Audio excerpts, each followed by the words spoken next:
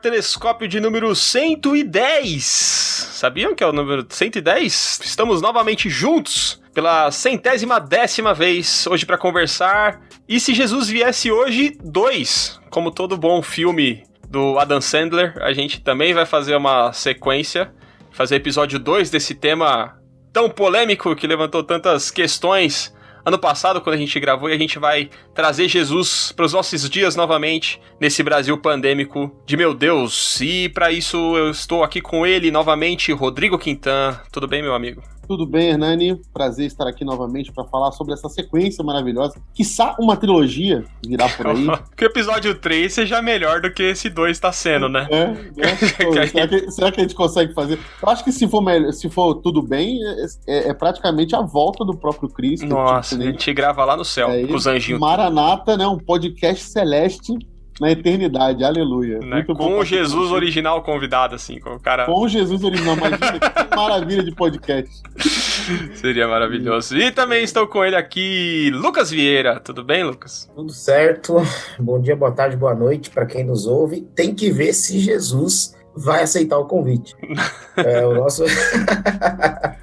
Vamos conversar com ele, avisar que a Marina veio, que o Ed veio, que o Carlos Costa veio. Que os Vingadores vieram, né? Agora tem que chamar o fã-clube veio, a nata do fã-clube veio, agora falta o original. Eu acho que Jesus ia perguntar assim, não, eu quero saber se foi Gandhi, se foi Luther King. Só. A Madre Teresa. Né? Se foi Madre Teresa, Mandela, esses estiveram? Não, então desculpa, tá muito falhamos. Mas trouxemos ele, Giancarlo Marx, que ali tá ali. No time das pessoas que a gente admira, agradecendo, Jean, por aceitar o convite para voltar aqui para essa bagunça, organizada ou não, né? Obrigado por ter aceito o convite e se apresenta caso alguém não te conheça. Pô, é uma honra, cara. O Telescópio é desses lugares que eu me sinto em casa, né, cara? Por causa do... Estamos todos no grande condomínio da Crentaços, né? O grande conglomerado de comunicação cristã, né? Então, tamo aí. Eu sou o Giancarlo Marx, do podcast Ampulheta. E estamos iniciando, né? Já um ano aí, mas um ano de pandemia, logo não conseguimos rodar com show nem nada. Temos o início de um projeto musical que é o Justus et Peccator. Esse cara sou eu. Quando você gravou com a gente na última vez, eu não lembro se foi ano passado ou retrasado, vocês estavam pra lançar o primeiro single. Olha só, rapaz. Você mandou pra gente em exclusividade, a gente ouviu em primeira mão. Olá. Rapaz, que isso, hein? Que era a música... Muito chique, hein? Agora, fazendo uma observação sobre o condomínio da Crentaços, eu acho que não seria um condomínio. A correção seria que nós estamos mais para um conjunto habitacional do que um condomínio. Aquele constrói no quintal, meu filho. Assentamento sem terra. Acho que a gente está muito mais para assentamento. Eu acho que é um assentamento. É um puxadinho. Sabe vai construindo em cima do outro. Vem chegando. É aquela igreja. Cidade de Deus. Aquela igreja começou num terreno grande, mas a congregação era pequena, aí faz só um tamaninho, aí depois você aproveita a coluna e faz mais um puxadinho. A igreja que eu era lá de Matarazzo, ela tinha 3 arquiteturas diferentes. Ela tinha uma primeira parte lá na frente, aí ela ia mudando até o final, assim. Vou voltar hoje lá, deve ter umas 8 partes diferentes. Ela foi esticando. É modular, tipo uma igreja de Lego, né, cara? Igreja em container, assim, ó. Depois Tendência pra caramba. Depois da parede preta, faz uma igreja de container. Também teve igreja de pallet. Também. Rodrigo instituiu igreja de pallet aí, várias decorações. De aí, ó. Não, pallet, filho. Eu enriqueci os caras de pallet. Era o mercado parado, eu movimentei o mercado do pallet. A economia do pallet. Tava meio... Eu trabalho aqui dentro do container, cara. Tô falando com vocês dentro do container. Diretamente do Principado. Como chama essa cidade aí que só mora? Indaiatuba. É um condado. Condado de Indaiatuba. Muito bem, depois dessa grande introdução maravilhosa, hoje a gente vai conversar novamente sobre se Jesus viesse hoje, né? A gente teve um primeiro episódio gravado com o Joab no ano passado, depois do Carnaval, e depois daquele dia...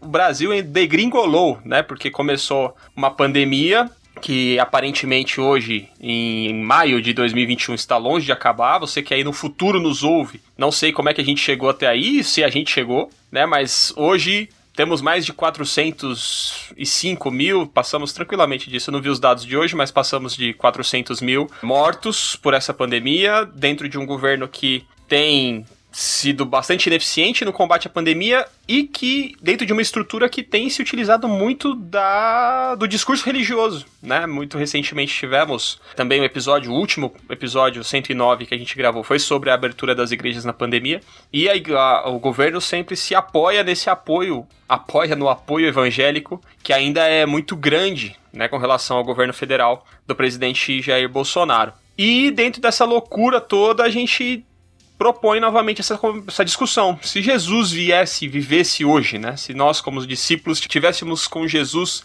desenvolvendo o seu ministério hoje, aqui na Terra, presencialmente, como ele fez lá na Judéia no ano 0, se ele estivesse agora aqui com a gente, lá por volta do ano 33, né? 0 foi que ele nasceu. Desculpa, Jesus. Se ele estivesse hoje, como é que ele estaria lidando com isso, né? Essa ideia de pauta surgiu brilhantemente de Rodrigo Quintan. Então peço que ele introduza-nos dessa questão, o que o motivou e como é que a gente pode começar a discutir esse assunto. Bom, eu acho que você já introduziu melhor do que eu.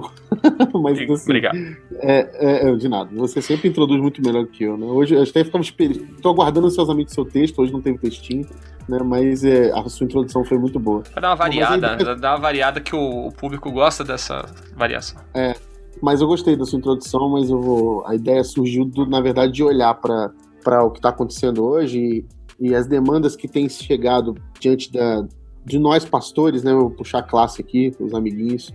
As demandas que têm chegado diante dos pastores hoje, as grandes questões hoje que puxam o nosso lugar de fala, a gente se questiona assim, bom, tem pastor que fala isso, tem pastor que fala aquilo, tem um que é a favor disso, outro que é a favor daquilo. E a real é que a gente tem que escutar, na verdade, quem é o nosso pastor, que é o Cristo. O bom pastor é ele. E a gente precisa escutar ele. Como que ele agiria no nosso lugar hoje, né?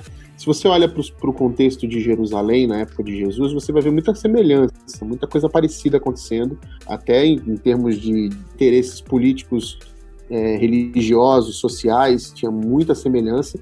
Então, é fácil fazer um paralelismo aí, ou uma análise até meio que anacrônica que seja, de trazer Jesus para o nosso tempo e olhar para o Jesus histórico e trazer para cá, né? Não falando só do Jesus Cristo, o Messias, mas também trazer o Jesus histórico que mexeu com a política, que mexeu com a sociedade da época dele, e trazer para cá quais são esses tipos de movimento que ele faria hoje, nos dias de hoje, o que, por exemplo, vou dar um exemplo, quando Jesus entra no templo e desce o chicote em cima dos comerciantes.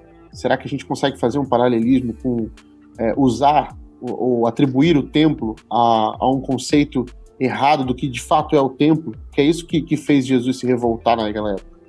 Usar o templo de forma errada ou transformar o templo em algo que ele não é. Então hoje, por exemplo, o que nós temos feito hoje com o templo? Quem é o templo? São as pessoas, né? A partir da descida do Espírito Santo, nós somos o templo. Então, ao chamarmos um edifício de templo, como Jesus, se Jesus não desceria o chicote nesses que estão querendo transformar o templo, que é a casa que somos nós, em prédios novamente. Então, assim, eu ouvi uma vez o pastor aqui, o Fábio, falar na igreja que ele disse uma coisa muito interessante. Ele falou assim: o templo foi feito no início, no Antigo Testamento, para Deus, e disse que o templo era de Deus. Então, se o templo é dele, ele faz o que ele quiser com o templo, inclusive destruir. Então, quando Jesus diz que ele destruiria o templo, fazendo uma referência a ele e à ressurreição, e depois inaugurando uma nova era para o templo, né, que seríamos nós, ele está dizendo que ele quer que seja feito. Agora, o templo do Espírito Santo somos nós. Então, assim, usando esse exemplo que nós usamos no programa passado, mas fazendo esse tipo de viagem no tempo e trazendo, por exemplo, Jesus para cá, o que ele diria de atitudes da sua... E eu estou me referindo à Igreja de Cristo, tá? Eu não estou me referindo às pessoas que não têm crença, até porque isso não tem como a gente fazer isso. Mas as pessoas que creem no Cristo chamam ele de mestre, dizem que adoram ele e dizem que estão fazendo isso no nome dele. Como ele olharia para isso tudo, para essas atitudes, e diria assim: será que isso faz sentido mesmo com o que eu ensinei? Foi isso que eu ensinei ou vocês não entenderam nada? Vocês vão precisar caminhar mais aí para até entender o que eu estou fazendo, porque eu acho que vocês estão dando nome errado às coisas que eu realmente falei. Então, essa foi a minha ideia, pensando assim: é hora de olhar para as Escrituras, olhar para Jesus, para o Mestre, de fato, aquele que é o bom pastor, e perguntar: pastor, o que é que eu tenho que fazer para continuar com a minha mente sã e minha consciência ligada à consciência do Espírito, para que eu não me perca de mim mesmo e do Cristo, que é aquele que me guia no caos? Então, eu acho que foi essa a minha Essa é a minha tentativa de conversa para hoje, assim, de trazer o Jesus Cristo, que foi o Deus homem, para os nossos dilemas pastorais, dilemas cristãos, dilemas de discípulos. Você acha que Jesus ia ter um ministério desenvolvido em comunidade local de templo, ou ele ia ser um pregador itinerante, o Giancarlo? Cara, desculpa, pensei que era pra mim. Pensei que era pra mim. Vou distribuir o jogo aí. Vai, Jean. Cara, eu acho que Jesus ficaria um pouco triste quando nós insistimos em, por exemplo, manter prédios abertos, argumentando em nome dele, uma vez que ele não abriu prédio algum, né? Jesus nunca inaugurou um templo. E eu diria até que quando a palavra de Deus vem a Davi dizendo que o filho dele reinaria para sempre, que o filho dele edificaria um templo e o seu reino seria eterno, Deus não estava falando de Salomão, não. Deus estava falando de Jesus e seu templo eterno nos corações de seus discípulos. Não é um templo de pedra. Então eu não considero que Jesus tinha um apreço tão grande assim por estruturar uma religião nos moldes como a gente tem hoje. Eu acredito sim que a Igreja de Cristo se manifesta nessa religião.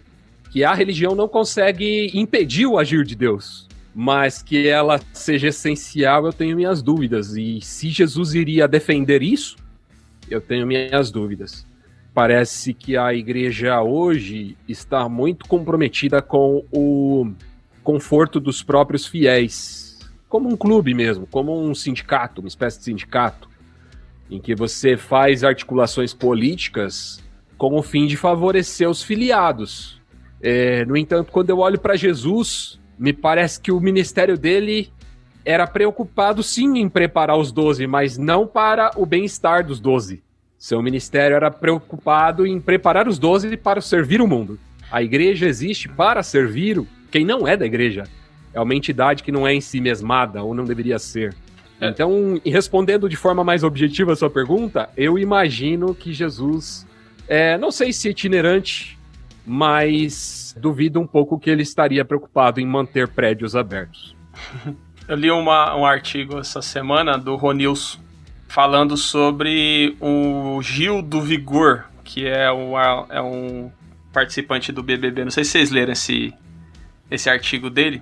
Eu não sei, eu não vejo Big Brother. Não, né? Então, eu ia até perguntar se era esse o nome mesmo, mas se eu vi a cara de aprovação de vocês, eu decidi que eu falei certo. Uhum.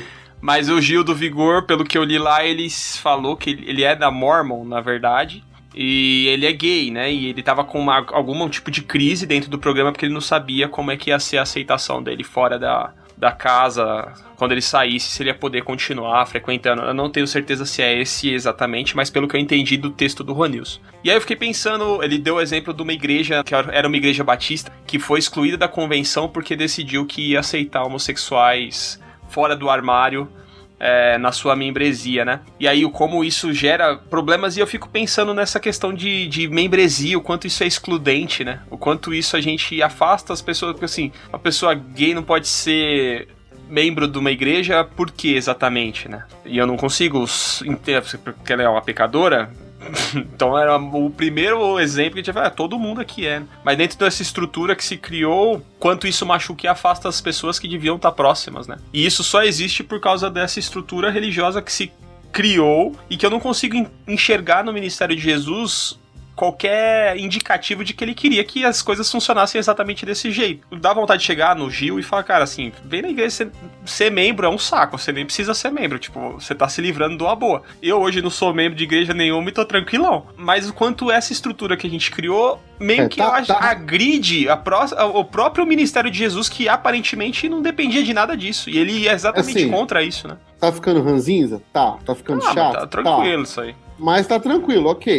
Mas a comunidade evita isso, entendeu? Você poderia estar com o coração menos peludo. Na verdade, então, a gente vai sair da quarentena. Quem não tá saindo ranzinza é porque tá furando o isolamento. Então, isso aí é prova de que eu tô seguindo os protocolos. Não. Mas, Lucão, e a direcional do Lucão tá quietinho. Ô, Hernani, deixa eu fazer uma pergunta de volta. Você fica fazendo a pergunta pra gente, fazer a pergunta de volta. Você acha que Jesus estaria isolado socialmente? Ai, caramba, hein, mano. Acho que sim. Acho que sim, porque... estaria por aí. Não, então, eu acho que ele estaria por aí estilo Padre Júlio. Beijo, Padre Júlio, eu te amo, isso mano. que eu ia falar. Caraca, como eu amo o Padre Júlio, cara. Você lembrou do cara que é o mais parecido mesmo, que eu acho que ele estaria fazendo. Eu acho que ele ia estar no estilo Padre Júlio. Sabe uma coisa que eu vejo que Jesus fazia? Ele andava dentro dos lugares marginalizados que onde tinha os leprosos, e eram doenças contagiosas. E ia estar com a máscara, né? Porque outro dia apareceu o Padre Júlio na televisão, o Luciano falou, meu Deus, ele está em Chernobyl, que a máscara dele é estilo Stormtrooper. É igual o Antônio Carlos Costa. Você vai no morro lá, ele vai igual mano, o velhinho. Mano, a idade dele ele tá no bico do corvo. Tem que se cuidar mesmo. Ele devia ir com aquela roupa de apicultor. Eu acho que o que Jesus pensaria foi assim, eu sou um serviço essencial, eu preciso. Mas eu acho que ele ia estar na rua no estilão Padre Júlio. E eu acho que estar na rua, eu acho que é a grande resposta dessa pergunta aí, que eu ia direcionar pro Lucas, sobre como essa estrutura pode afastar as pessoas daquilo que Jesus propôs, porque pra estar na rua fazendo o que o Padre Júlio faz, você não precisa ser membro de nada, mano. E é engraçado que essas pessoas, como o Padre Júlio Lancelotti, que talvez quem escuta a gente não conhece, que é um padre aqui de uma paróquia da região central aqui de São Paulo, que é... Onde o Hernani é membro? É uma referência quase da pastoral de rua, né? Pastoral do povo em situação de rua. E ele é um cara ativista e tal. Esses caras são os que menos encrespam com essas picuinhas de você pode ser membro da minha igreja ou você não pode, sabe? É o cara que menos fala assim, cara, você é Hare Krishna, mas você tá cuidando do cara, vamos aqui, a gente se abraça e vamos fazer isso aqui junto. Porque o que Jesus...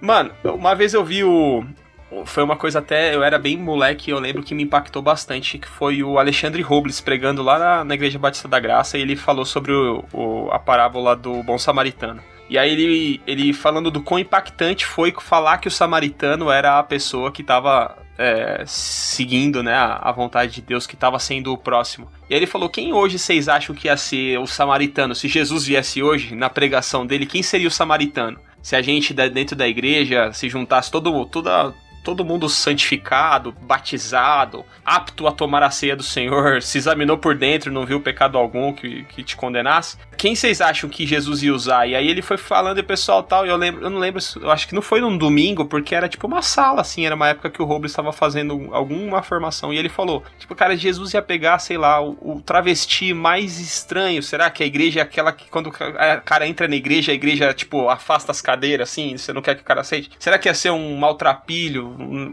Quem que a igreja exclui que Jesus usa pra falar que essa pessoa, que ia ser o que? Uma mãe de santo, que tá passando, girando, e ia pegar aquela pessoa que tá caída no chão e ajudar. E isso foi bastante impactante na minha cabeça. Moleque crescido na igreja e achando que era só os membros da Igreja Batista que iam pro céu. Às vezes, até talvez alguém da Assembleia de Deus, mas nem eram todos. Isso me impactou bastante. Mas fala aí, Lucão, dentro desse devaneio aí, agora que eu vi que alguém te perguntou alguma coisa que você se perdeu, fala aí. Então, né, é que assim, uma coisa que eu acho que a gente precisa pontuar, quando a gente fala de igreja, é que é difícil falar esse nome no singular, ainda mais quando se trata de Brasil. A gente precisa falar de igrejas. Então, existem muitas igrejas e muitos tipos de igrejas. A gente está lidando hoje com o movimento evangélico, em especial o movimento evangélico midiático de grandes líderes, e que eles estão, eles são poderosos, e eles são grandes, e aí isso envolve não somente uma linha de pensamento evangélico, mas algumas linhas de pensamento evangélico. Isso você percebe que não é questão do pensamento, mas é questão do amor pelo poder mesmo. Gente que discorda em questões fundamentais na fé, estão servindo, por exemplo, o mesmo partido ou coisas assim. Então você percebe que as crenças, a racionalização daquilo que se crê, não é nem a principal discussão. A principal discussão é o amor pelo poder, o amor pela forma e etc.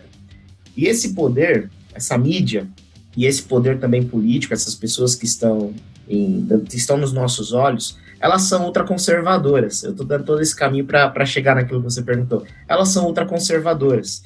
E não só elas, mas a igreja no Brasil hoje, ela tem dado passos, em especial para um pensamento extremamente reformado. Pensamento reformado, que são ideias um pouco mais conservadoras, ideias um pouco mais excludentes, no sentido de que a uma pessoa que ela tem fé em Jesus Cristo, ela não age da forma X, ela não age da forma Y. Então, se a pessoa age da forma X ou da forma Y, ela provavelmente não é salva porque não está demonstrando frutos de salvação. E se a pessoa não está demonstrando frutos de salvação, ela não pode ser reconhecida como uma de nós. Esse pensamento excludente, que parte de uma parte da igreja, que não é toda a igreja, mas é uma boa parte da igreja que se manifesta hoje no Brasil, é um pensamento, como é que eu posso dizer isso? É um pensamento que parte de uma teologia bíblica, de uma forma de ver a Bíblia. E aí, quando eu digo de uma teologia bíblica, eu estou dizendo de uma forma de ver a Bíblia. Existem muitas formas de ver a Bíblia. Então, quando você vê, por exemplo, o apóstolo Paulo dizendo para não tratar mais aquele rapaz que está saindo com a esposa do pai dele como irmão, dizendo, exclui esse sujeito da comunidade, não trate-o como irmão, ele não pode fazer parte do meio de vocês, ele não pode estar aí dando bom testemunho, etc. Essas pessoas, elas se analisarão e dirão, eu não sou esse sujeito que está saindo com a esposa do pai. Mas o gay é óbvio que eu estou fazendo uma analogia, tá? Mas o gay o pecado dele é similar. Mas o travesti, o pecado dele é similar, o pecado dela é similar. E o sujeito que não está pagando os impostos? Não, calma, o sujeito que não está pagando os impostos, ele tem que... O governo é corrupto pra caramba também, tem que ver isso aí. O governo é corrupto, os impostos não são bem distribuídos, o sujeito está dando dízimo aqui. Tem desigualdade social, então eu vou ser o Robin Hood. Exato. Então vamos com calma, não coloca a mão aí, etc. Então, isso faz parte de uma forma de ler a Bíblia, isso faz parte de um desenvolvimento. Então tudo bem, você tá enrolando muito. Eu quero que você me responda o seguinte. Onde eu quero chegar existe uma lógica por trás desse sistema. O grande lance não é que Jesus Cristo não concordaria apenas com essas estruturas. As estruturas são apenas a ponta do iceberg. Ele não concordaria com a lógica que foi construída, com esse sistema que foi construído de manipulação e doutrinação de vidas e de mentes, de manipulação da fé, para levar um determinado grupo, um determinado povo para onde quer que seja. E isso independe da estrutura criada. A grande questão que está por trás disso é qual é a lógica, qual é o pensamento que está construindo essa estrutura que demoniza alguns em detrimento de outros. Então, esse é o grande lance. Até porque isso que o Lucas está falando faz muito sentido da gente entender assim. Senão daqui a pouco a gente está demonizando o formato institucional que a gente estabeleceu para a igreja hoje. Esse não é o problema. Porque se a gente acabar com a instituição hoje, a gente não está acabando com o problema. Né? É esse que eu acho que o Lucas está querendo dizer. Então, assim, a gente precisa entender que aquilo que o Giancarlo falou no início, existe graça e existe misericórdia na reunião comunitária. Não importa como a gente estabeleceu que ela deveria acontecer. Nós escolhemos um lugar, numa sede, nós escolhemos um dia na semana, isso vem de tradições e foi ressignificado de outras crenças, e mesmo que sejam pagãs, porque a gente tem disso muito no cristianismo, né? Muito dos nossos templos, do nosso dia, das reuniões, foram ressignificados do paganismo. Mas a gente transformou isso e hoje, ok. Então aquilo que o João Carlos falou faz muito sentido no início. Ele falou, nesse meio há a manifestação da Igreja de Jesus. Agora, a gente não pode dizer que a Igreja de Jesus é isso. Então, eu concordo muito com essa fala do Giancarlo e esse complemento do Lucas. A gente precisa entender que o problema é o sistema religioso que se adequou aos padrões desse mundo. Aquilo que Paulo vai dizer em Romanos 12. Né? Quando você se molda a este século, você trabalha na mesma lógica da cultura de um mundo que jaz no maligno.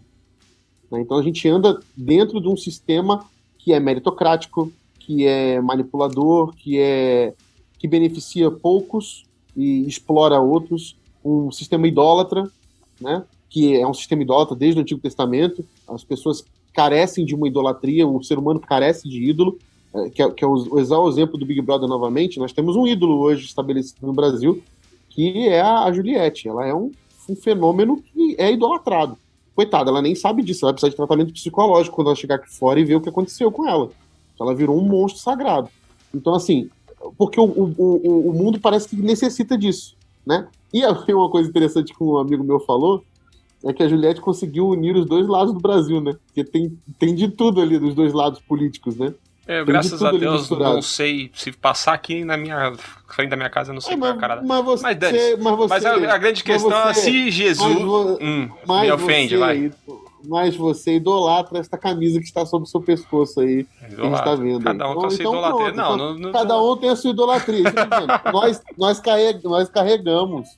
carregamos esse DNA, esse gene maléfico do pecado, que vai fazer com que a gente corrompa os valores que são eternos por valores que são momentâneos em busca do nosso próprio prazer. Então, somos semideus. Pra ser bem reformado aqui, né? O coração humano é uma fábrica de ídolos, né? Exatamente. É isso, né? Exatamente. Tá Então, puxa o Timóteo. O que o Hernani tava falando, cara, tava me ocorrendo assim. O que será que Jesus, do ministério de Jesus, o que de fato ele fez e que ele não faria no nosso contexto? O Hernani estava fazendo essa pergunta pro Lucas, eu estava imaginando isso. O que é que Jesus talvez não faria? E uma coisa que me ocorreu, é bem provável que ele dispersaria as multidões. Boa. É algo que muito provavelmente ele faria, por uma questão de cuidado com as pessoas. Cuidado que ele demonstrou, por exemplo, quando ele distribuiu o pão. A gente costuma falar multiplicou o pão, mas o texto não usa esse termo, né? Ele fala de dividir o pão. Não fala nem de ele compartilhou, né? Dividiu, compartilhou. Exato. E ele diz aos discípulos, deem a vocês, a eles de comer. Então havia uma preocupação em Jesus, sim, com o bem-estar da multidão que o seguia, né? E como ele fez no segundo momento, que diz o texto que estavam indo atrás dele de novo, porque esperavam que ele distribuísse alimento, ele dispersou as multidões, dizendo, eu sou o pão vivo que desceu do céu. E aí todo mundo vai embora, só sobra os discípulos. E aí ele pergunta para eles, vocês também não vão? Aí vem a frase clássica de Pedro, para onde iremos? Se só tu tens palavras de vida eterna. Mas esse é algo que eu imagino que Jesus faria, num contexto como o nosso. Ele não aglomeraria. Isso que você falou, já é muito legal, porque a espiritualidade de Jesus, ela era extremamente sensorial, né? A nossa espiritualidade é muito da transcendência, muito de eu preciso sair daqui, eu preciso ter uma manifestação para além desse mundo, elevar minha mente, meu pensamento.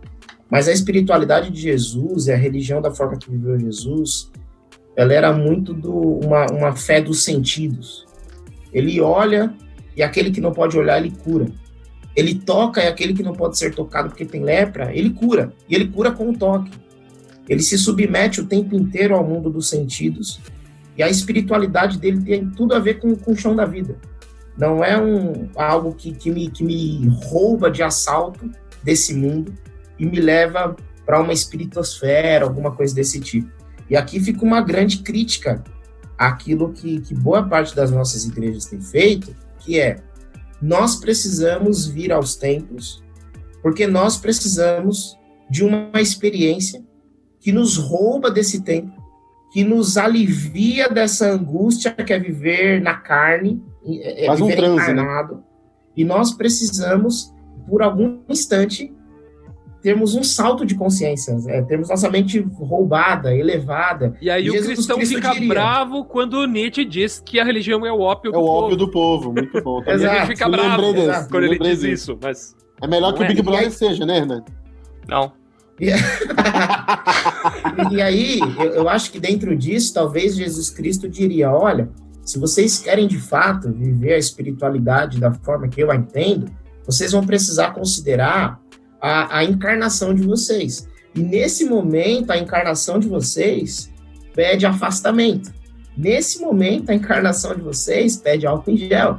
Nesse momento, a encarnação de vocês pede socorro, pede ajuda, pede alimento, pede pagamento de aluguel para quem não está conseguindo pagar aluguel. Nesse momento, a espiritualidade encarnada de vocês, que a espiritualidade, como eu a vejo, ela pede que vocês comecem a viver uma espiritualidade de socorro, uma fé de socorro. Lucas, algo que me lembrou essa tua fala foi, se não me engano, é o Padilha. Padilha morreu essa semana, né, cara? Tô datando o programa já. Não, mais do que isso, já falei número de morto. Beijo, Padilha, que tá lá no céu junto Padilha. Puxa beijo, vida, Padilha, velho. Que tá melhor se que nós. Se não me engano, é do Padilha. Só falta não ser, hein? Se não for, vai me corrigir aí se não for. Mas, se não me engano, foi o Padilha quem falou assim, que o questionamento dele é quem foi o ser humano mais espiritual que já habitou a Terra? Vai lá, qualquer um dos três pode responder. Quem foi o ser humano mais espiritual que já pisou aqui? Começa com J. Eu tô com medo de ir na opção fácil. É pegadinha. Jesus. É pique pastor. É pique pastor que faz as perguntas e sempre responde. Não. Agora a segunda pergunta. Quem foi o ser humano mais humano? Jesus. Jesus. Ganhei do Quinta. Pronto. Porque ele é 100% homem, 100% Deus. Né? Ele não é menos homem. Jesus é o nosso referencial também de humanidade, não só de divindade. Ele é o homem. Ele é o homem, né, cara? Então, quando nós olhamos para Jesus, nós, espelhando na sua humanidade, né, nós somos seres humanos, como deveríamos ser. Fomos criados a sermos conforme a sua imagem, né? Então, eu acho que faz muito sentido isso que você colocou, Lucas. Jesus vivia a sua humanidade em carne. Ele não andava flutuando. Não era, eu sou melhor que vocês. Não, cara. Isso é bom de lembrar. Cagava, fazia tudo que todo ser humano faz. É bom a gente lembrar que isso é um dos atributos divinos que, além é que a gente fica muito num Deus transcendente, mas o Deus que é transcendente, ele é imanente. Ele tá entrelaçado com a criação, com a natureza. Ele diz, eu sou Deus de perto, não sou Deus de longe. Então, o Deus que é de perto é o Deus que está com a gente o tempo todo, né? A revolução do Evangelho é Deus dizendo para nós que irá sofrer conosco, estará com a gente em todos os momentos, inclusive no sofrimento, e que sofrerá o que nós vamos sofrer, e sofreu o que a gente sofreu e que vai continuar sofrendo junto com a gente. Então, o Deus que sofre com o humano, o Deus que sente na carne, ele não é um Deus que está no abstracismo, que está longe está no campo das ideias, ou que vive somente num transe religioso, num ritual místico, sobrenatural. A sobrenaturalidade de Deus é justamente viver essa densidade física de maneira plena. Porque uma das coisas que a gente estudou bastante aqui na quaresma, foi justamente sobre essa capacidade de se entender a existência como um ambiente muito maior do que simplesmente o físico ou o espiritual separado. Mas entender como juntos, né, como um conjunto. Por isso que entendendo que o jejum não é abster-se de alimento, mas é se alimentar de outras coisas, que não os alimentos físicos. Então, quando a gente entende essa ideia da existência como algo muito maior do que o físico, aqui A, e o espiritual, aqui B, a gente entende como eles juntos e atravessando, a gente vai entender, por exemplo, o que Jesus via, olhar para o que Jesus via, porque eu creio assim, cara, eu fico pensando assim, nossa, se eu fosse discípulo de Jesus, eu ficava assim, né?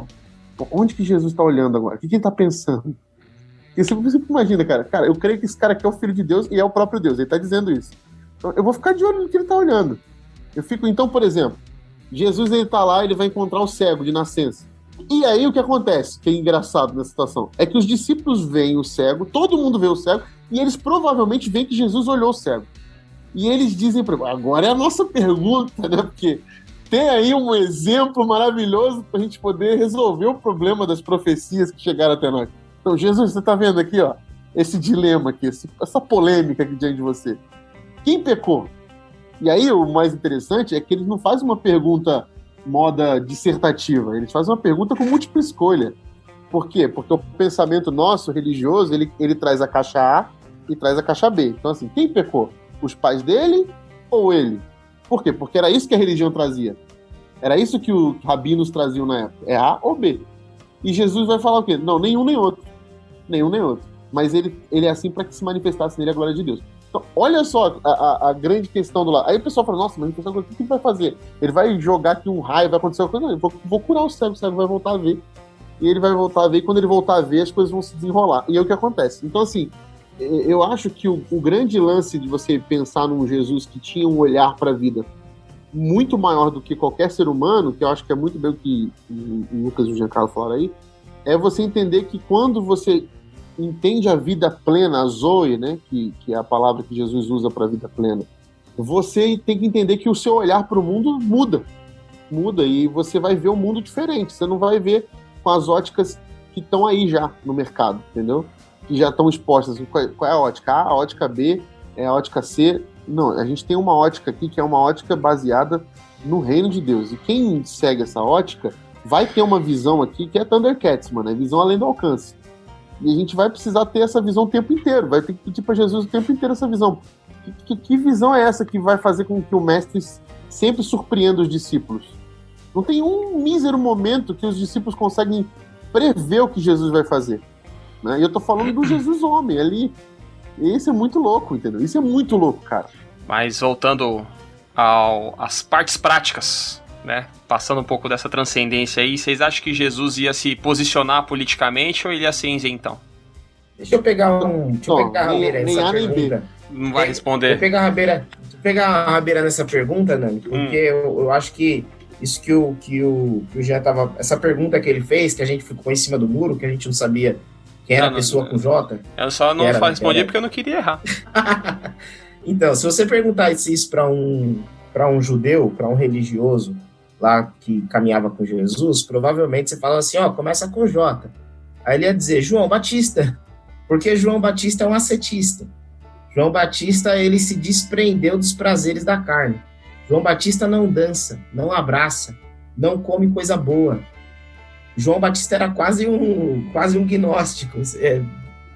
Não essa referência meio anacrônica, mas quase um gnóstico, assim. Ele entendia ele era um ermitão. Que os prazeres... Oi? Ele era um eremita. Ele entendia que os prazeres dessa ele tinha não eram uma vida ele. monástica, né? Era um franciscano. Isolado. Há quem diga que ele foi o que é primeiro legal monge. nisso, fazendo esse link com a pergunta que você fez, né? É que os poderes religiosos que estão no poder político, que você perguntou desse posicionamento político, os poderes religiosos que hoje estão também no poder político do Brasil, eles estão dizendo que o nosso país precisa ser um país de João Batistas. Precisa ser um país ascético. Precisa ser de pessoas de uma determinada crença, de determinadas ideias, de uma determinada sexualidade. Concordo, não. Eles estão redigindo leis nesse propósito. Eles estão limitando espaços e tentando bloquear uma cultura de diversidade com esse propósito. E eles estão tentando criar uma ideia de que tem um determinado jeito de ser brasileiro. É a mesma ideia da colonização. Tem um determinado jeito de ser brasileiro, e esse jeito é sendo cristão. E estão pegando as leis e os referenciais morais bíblicos e estão tentando trazer isso como uma imposição para o povo. Jesus Cristo se posicionaria com toda certeza contra isso.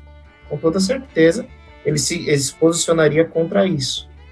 Porque uma das coisas que estão no Evangelho de Jesus o tempo inteiro é a liberdade humana de querer segui-lo ou não. A liberdade humana de escolher determinados caminhos. Inclusive a liberdade humana de ser diverso.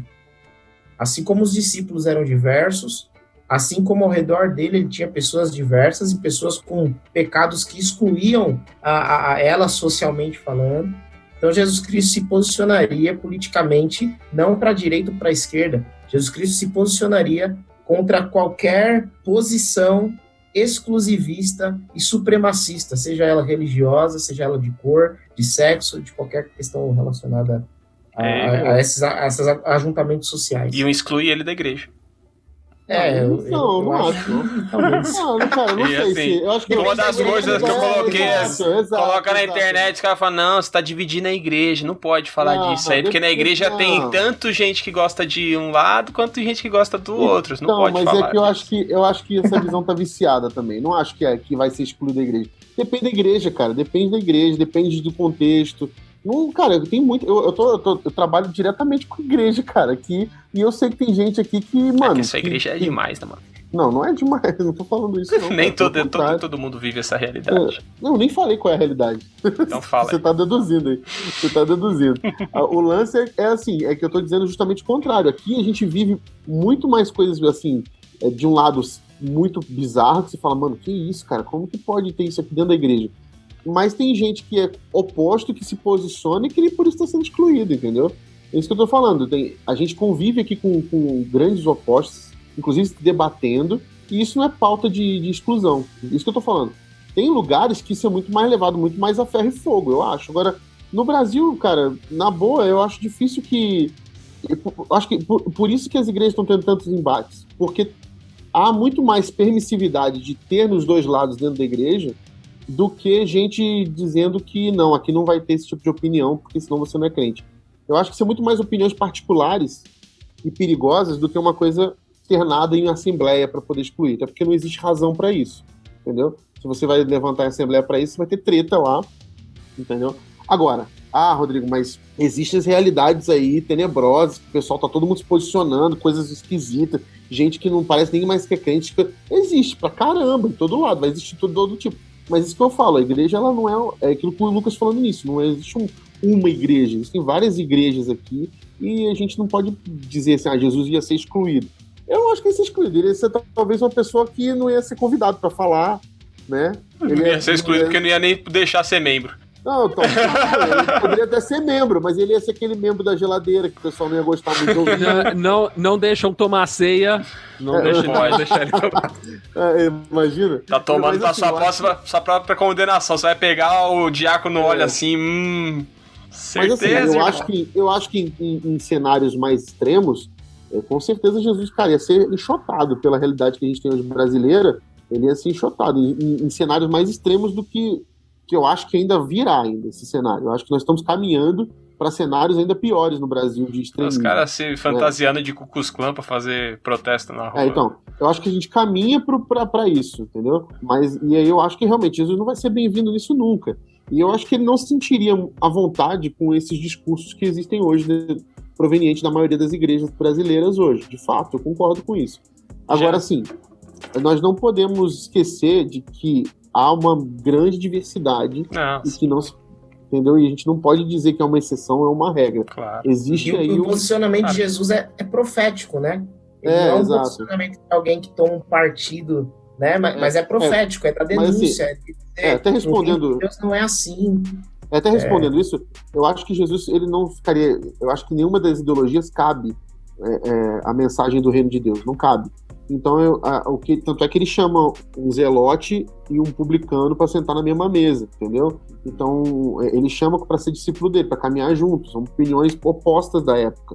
Então, e ele chama para quê? Para mostrar que a pauta dele era com o pobre, era com o marginalizado. Então, qual é a posição de Jesus? É com o pobre, é com o marginalizado, é com o excluído. E você vai ver aí tentativas de alcançar aqueles também que estão tentando se redimir de algum jeito, né? Então, o Zaqueu, por exemplo, que era um cara que era usado por Roma para roubar o próprio povo, Jesus vai lá redimir o cara também. E isso custa caro para ele, vai ter que devolver o que você roubou e ainda doar para os pobres lá mais uma coisa. Vai ter não, ele que se dispõe a fazer, Jesus fala, show de bola, manda ver. Jesus falou, você vai se converter? Então você vai ter que devolver, o cara não falou nada. Mas ele não falou nada porque isso era a lei, a tradição judaica. Então, a tradição judaica, a lei de Moisés dizia isso. Então, mas daí, por exemplo... Você tem que devolver até 4 vezes. Se o Zaqueu fosse malandro... Quando ele foi confrontado, ele devolveu. Se o Zaqueu fosse malandrão igual o jovem rico, ele ia falar, então, Jesus, me converti aqui, ó. O que eu tenho que fazer pra fazer? Daí Jesus ia falar, mas nem a conversão dele foi de verdade. Ele falou, não, eu por iniciativa, não preciso que você me fale o que eu tenho que fazer. Eu já sei o que eu tenho que fazer. Diferente do jovem rico que chegou lá cuspindo que cumpria tudo. Hernani, eu acho que você tocou num assunto aí, cara, que é a coluna vertebral, que é esse lance de perguntar para lideranças religiosas se eu posso ou se eu não posso. Se eu devo ou se eu não devo. Se crente pode ser de direita, se crente pode ser de abraço pro André Valadão. Que, se Deus quiser. Né? Se gay pode ir na igreja, se gay não pode ir na igreja. Lembra? O André Valadão respondeu, né? Que gay tinha que ir na boate, não na igreja. Ele falou isso aí, Então, ele falou.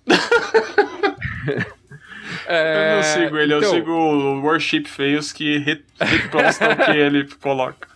As besteiras, ou seja, a maior parte das postagens dele acabam indo para lá. Quase 100%. Esse lance, cara, denota um coração não convertido. Porque enquanto o jovem rico teve que perguntar para Jesus o que ele deveria fazer, Zaqueu não perguntou nada. Ele simplesmente se colocou. Ele simplesmente falou, olha, eu vou devolver o que eu peguei a mais, se eu peguei, eu devolvo 4 vezes mais, e vou dividir metade dos meus bens com os pobres. Aliás, acho que foi o contrário, né? Primeiro ele falou vai dividir metade dos bens com os pobres, depois devolver 4 vezes mais quem ele onerou, né? Então, e aí a afirmativa de Jesus, a afirmativa de Jesus é, hoje chegou salvação nessa casa. Eu fico torcendo para Jesus, quando eu for ler, Jesus falar assim, hoje o camelo passou pelo furo da agulha, né? Porque é isso, na narrativa ele acabou de dizer pro jovem rico que ele tinha que entregar tudo, o jovem rico sai triste, porque ele tá procurando se justificar, mais ou menos como aquele outro lá que pergunta pra ele, quem é meu próximo? Ele tá querendo escapar da história, cara, é óbvio que você sabe quem é seu próximo, não precisa perguntar quem é seu próximo, você não precisa perguntar se crente pode fazer tatuagem, é lógico que não pode. Tanto é que Jesus devolve a pergunta no final, né? Ele não responde, ele falou assim, e aí, quem era o próximo desse cara? Então, e quem foi o próximo? E todo mundo lá fez... E o cara não responde, que é o samaritano, ele não tem a moral de falar que é o samaritano. O que usou de compaixão pra com ele, cara de pau. Daí Jesus manda o zap final, falei, então vai lá e faz igual. Vai e faz igual ele, então. Otário, o cara que usou de compaixão. Eu tinha que ser discípulo, ele, né? Tá do lado, pegar na porrada. Você desce o Clio, né? Então, foi lá. É tipo isso. Quem é você nos discípulos de Jesus? Não, mano. Você é tipo Pedro. Você é tipo Pedro que arranca a orelha do soldado e fala assim, reaça, desgraçado. Não, você ia ser quem, Rodrigão? Eu acho que eu ia ser João, cara. Eu acho que ia ser Mateus. Acho que você ia ser Mateus. Queridinho, né? Eu acho que eu ia ser o discípulo amado. Ia nada. Que escreve que é amado. E você, Lucas? Eu? Não? Eu tô brincando, cara. Eu não sei quem ia ser, não, cara. Eu ia ser Bartolomeu. Bartolomeu que tá de boas ali no cantinho. Tá de boas ali ouvindo, de boa. Não fala briga com ele. Eu ia ser um dos filhos do Trovão lá, porque eu sou desses, cara. Eu sou os caras. Zelote. Fica tretando pra ver quem vai ficar na direita, quem vai ficar na esquerda. Meu coração é muito corrompido, cara. Eu sou um ser humano péssimo. Giancarlo e Hernani era o turma do Zelote lá que tava com gente. Vambora, faca na caveira. Não, eu ia ser da turma que fica só no cantinho, vai tirar foto e fica meio atrás, assim, ó. Eu só... Mas vocês acham que a pessoal das pontas, né, do quadro da Santa Ceia. Da fotinha, a foto da Santa Ceia. É aquele que ninguém sabe. Vocês acham que Jesus ia ter um ministério desenvolvido mais na linha good vibes, paz e amor? Ou, tipo, Dave Leonardo, você é especial? Ou... Aí cagou. Não, nessa linha de... É que ninguém vai escolher isso, Não, você não sabe o resto. Você não sabe o outro. Mas você já tá com... Vai lá, Jesus Max Locado, Jesus Felipe Yance. Pô, Jesus Max Locado. Tipo, Jesus Paul Washer. Os livros de autoajuda gospel. Ou Jesus Tim Keller. Ou ia ser um Jesus Ariovaldo Ramos lá do outro lado lá, metendo o dedo. Aí o cara cagou tudo.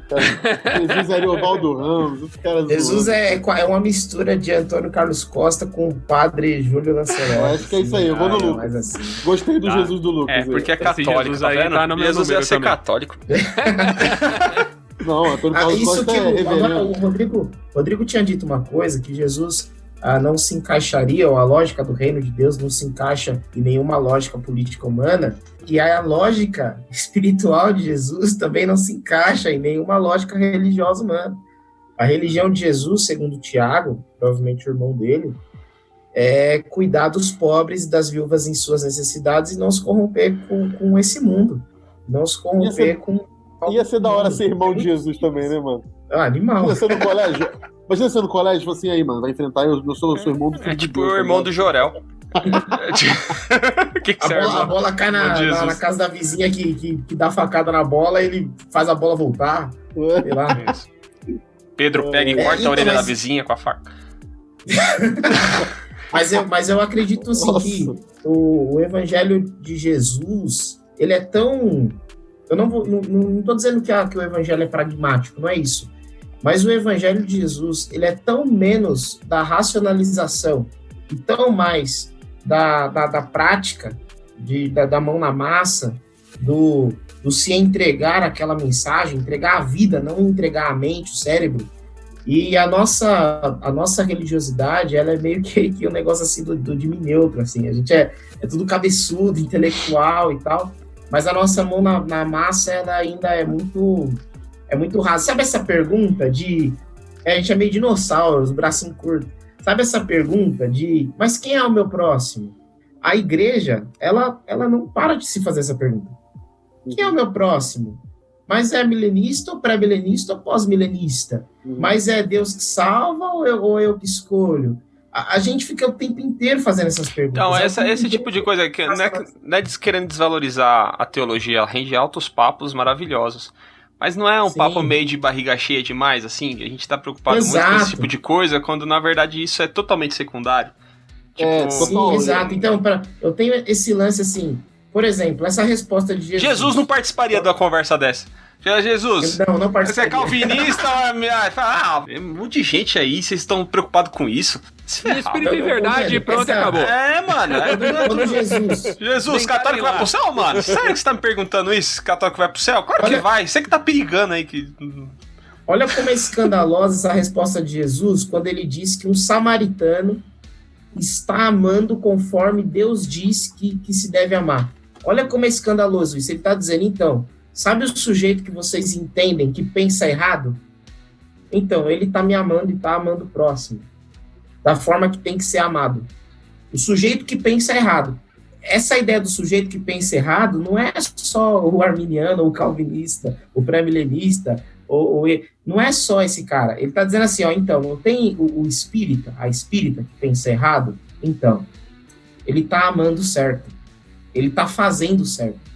Pensa errado, mas a prática de vida dele está certa. Jesus não gostava de essa mensagem é um grito escandaloso que sai da boca de Jesus. Jesus não curtia puxa-saco. Esses caras ficam estudando muito, querendo saber muito. Jesus gosta disso, Jesus gosta daquilo.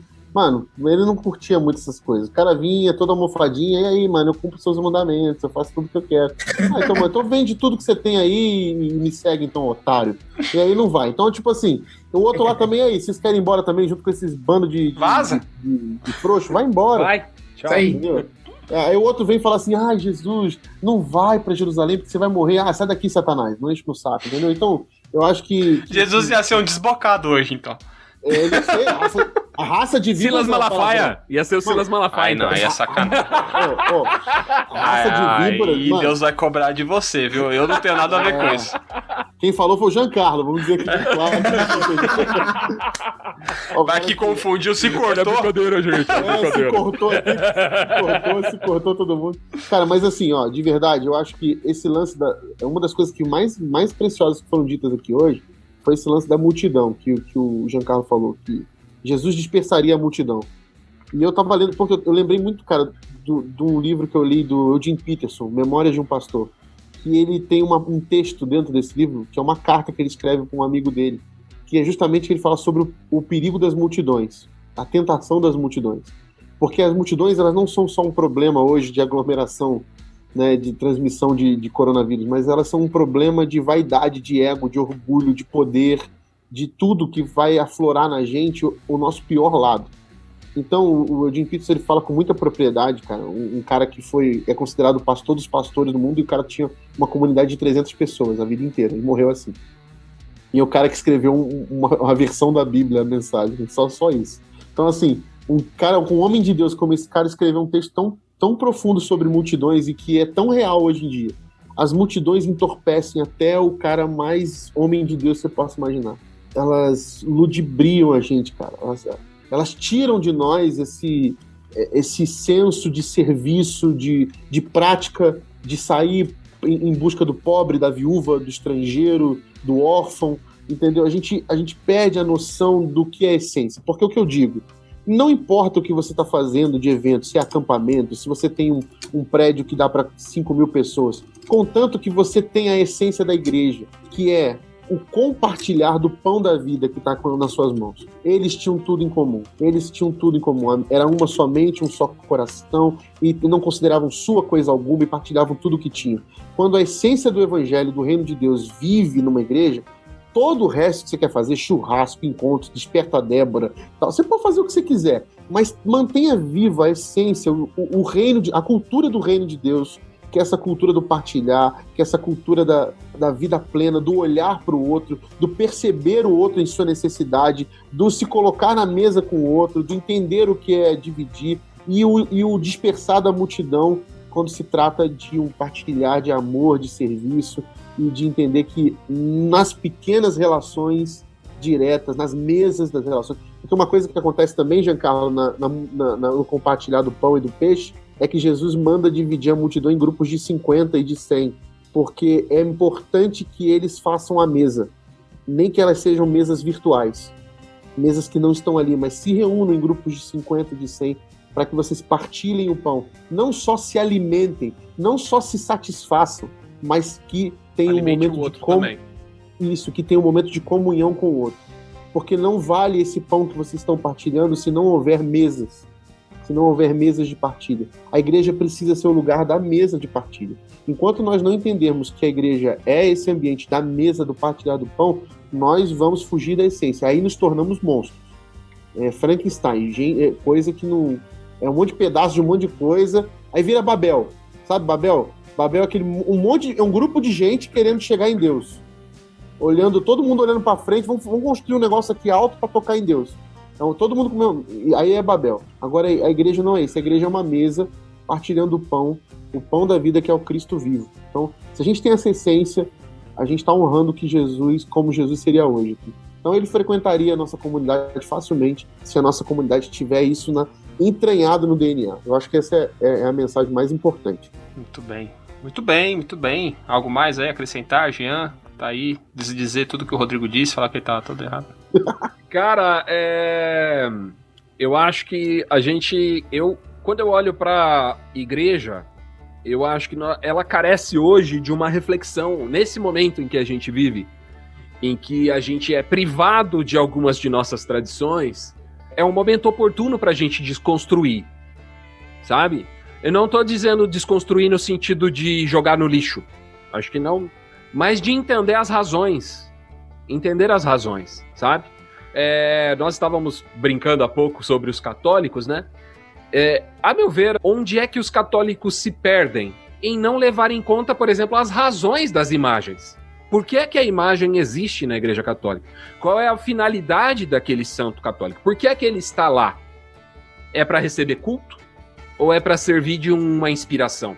Talvez, inicialmente, a tradição nos diz que ele servia de inspiração. E que os vitrais, por exemplo, serviam para ilustrar a Bíblia para aqueles que eram analfabetos.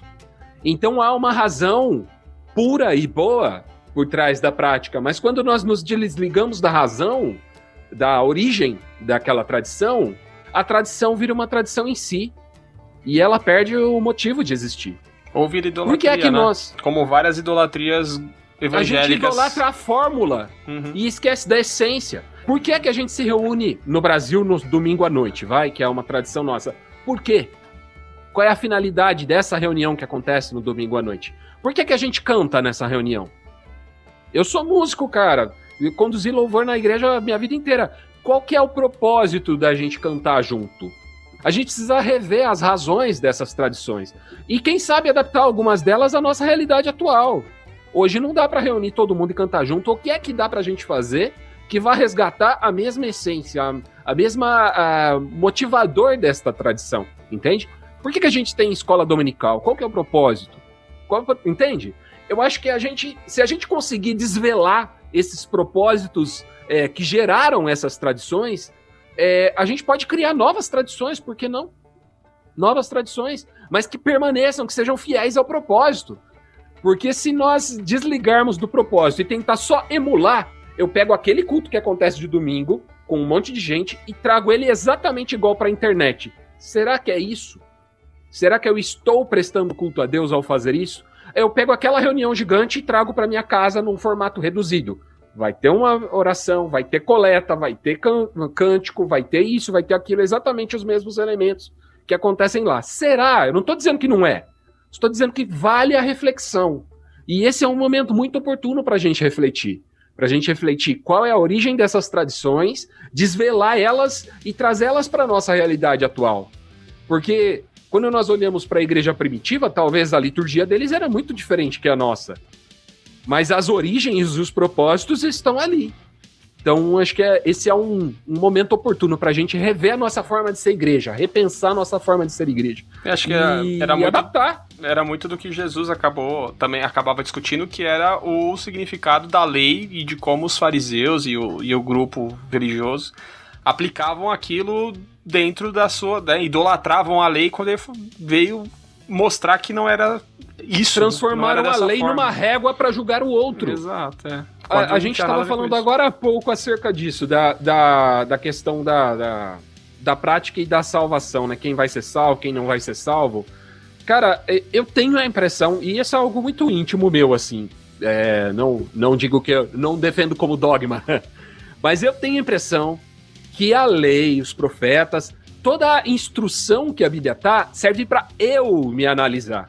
Não deveria servir para eu analisar o outro. Pode até servir para eu analisar o discurso do outro para ver se ele vale para mim. Mas eu sou incapaz de, através da lente da Bíblia, dizer esse está salvo, esse não está salvo. Porque isso não é a minha função no processo e nem é essa a função da Bíblia para mim. A função da Bíblia para mim é para eu olhar para mim. Olhar para mim e ver onde é que eu tô nesse processo. Quem sou eu aqui? O quanto eu careço da graça de Deus para eu não ser fulminado agora? Quanto é que eu preciso? Eu acho que a gente precisa olhar mais para si como alvo da graça de Deus. Esse é algo que a gente tem perdido. Muitas vezes a gente usa a Bíblia para ofender o outro, para atacar o outro, para apontar o que o outro está fazendo de errado, mas nunca para olhar para nós mesmos. Quando Paulo fala a respeito da ceia, ele fala que aprendeu que na noite que o Senhor foi traído, tomou o pão, tal, e ele diz que nós devemos examinar a nós mesmos no momento da partilha. E em momento nenhum ele vai dizer que nós, olha pro cara do seu lado, vê se ele merece tomar essa ceia, né? Mas é mandar esse áudio pro diácono da igreja que eu era adolescente lá. É praticamente isso que a gente tá fazendo. A gente usa a Bíblia não como espada do espírito, né? Mas como uma espada carnal mesmo, para ofender a carne do outro, para mostrar que o outro tá errado. E eu acho que não é esse propósito. Por outro lado, a Bíblia também nos fala de um mundo perdido, um mundo que carece da graça de Deus. Então, sim, eu devo usar a Bíblia de filtro para olhar para o mundo, mas como um campo missionário, não como um tribunal. Não é momento de eu chegar... A Bíblia, ela é cortante, sim, para mim. Não deveria ser cortante para o outro, a partir de mim, entende? Eu usar para cortar o outro. Não, eu devo usar para cortar a mim mesmo. E aí, sim, uma vez cortado, né, separadas as intenções, né, da alma e do espírito, aí sim eu consigo ser canal de bênção, canal de salvação, né? E transformar essa mensagem em uma boa nova para quem me cerca. Isso é algo que me incomoda muito, cara. Até nessa forma moderna aí que o Lucas trouxe tão bem, que o Lucas falou tão bem, que a gente tem visto a igreja se manifestar politicamente nesses dias, né? É algo que incomoda profundamente, cara. O Lucas fala bem demais, né? Ele é bom, né, cara? Nossa, eu gosto demais dele. Muito bem, chegamos ao final de mais um Telescópio. Jean, obrigado, hein, cara? Você é uma bênção demais. Que você está em casa, viu? Quando você quiser voltar, só fica ligado no Zap lá que vai chegar mensagem. Você pode mandar mensagem. Cara. Volte sempre. Aprendo demais com vocês aí. Fala aí dos seus 317 projetos que você tem aí. Escolhe alguns aí que você quiser falar. Já falou do Justus et Peccator. Justus et Peccator tá com uma música nova que se chama Leve, fala acerca da mensagem de Jesus, meu jugo é suave, meu fardo é leve, e traça isso como um modelo de amizade cristã. Essa é a proposta dessa música. Ela também é uma música fácil de ser compartilhada com aquele seu amigo que não é crente, sabe?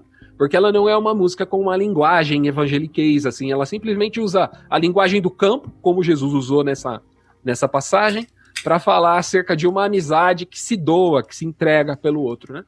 Essa é a música mais nova do Justus et Peccator. A gente está preparando um álbum, esse vai ser nosso primeiro intento mais gospel, em que vamos fazer um EP. A princípio são 4 faixas, ainda estamos na dúvida de incluir uma quinta ou não.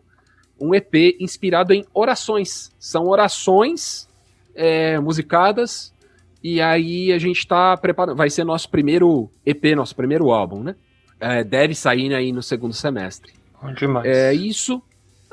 Tem o Ampulheta, logo mais chegando no seu agregador de podcasts aí. Dia 20, né? É isso aí. Muito e bem. acho que esses são os intentos mais recentes aí. Muito bem, muito bem. Sinta-se em casa novamente, muito obrigado. E também obrigado para Rodrigo Quintan, do Principado de Campinas. Obrigado vocês pelo privilégio de participar, foi muito bom estar aqui com vocês. Giancarlo, obrigado, mano. Sempre muito bom te ouvir, cara. Bom demais ouvir você. Ouvir também as provocações dessa mente reluzente do Hernani. Ouvir o meu amigo pastor Lucas, sempre com o seu sentimento pastoral de pacificador que acalma o nosso coração revoltado. O Lucas seria um João. Ele seria um João. A calma dele me irrita às vezes. Tô zoando. Lucas, beijo no seu cérebro. Um abraço fraternal, meu amigo Hernani. Mas confesso que eu acho que eu já fui mais pacificador, ou mais mureteiro, não sei. Eu acho que hoje eu tô ficando mais chato. Tô envelhecendo chato. Gia, muito obrigado, é um prazerzão te conhecer mais de perto e ver o rosto, né? O rosto por trás dos textos lá do nosso grupo. Já achei a banda de vocês aqui no Spotify, vou ouvir, foi muito bom conversar com você. E que Deus te abençoe seus projetos também. Valeu, Nani, Rodrigão, meus amigos. Valeu de coração, é sempre bom conversar com vocês. Aprendo muito, cresço muito. É nóis. E esquecemos de falar, mas esse mês de maio é aniversário do Telescópio. 5 anos de Telescópio, hein? Quem nos viu passar na prova e não nos ajudou. Aleluia! Aquele hino bíblico. Estamos completando 5 anos, agradecendo a você que nos ouve, agradecendo também a Crentaços. Sigam a Crentaços nas redes sociais, @Crentaços. Sigam o Telescópio, @Canal Telescópio. Sigam o Giancarlo Marques. Se vira lá, quer falar, Gian? Suas redes? Justus et Peccator, deixa pra lá, né? Ninguém mais quer. Caiu de moda isso aí, o pessoal não quer mais ser seguido, é incrível. Se quiser, segue também. Se não quiser, Deus te abençoe, vai em paz. Todo dia 10 a gente tá aqui no seu feed. Telescópio, pés no chão, olhando pro alto. Tchau.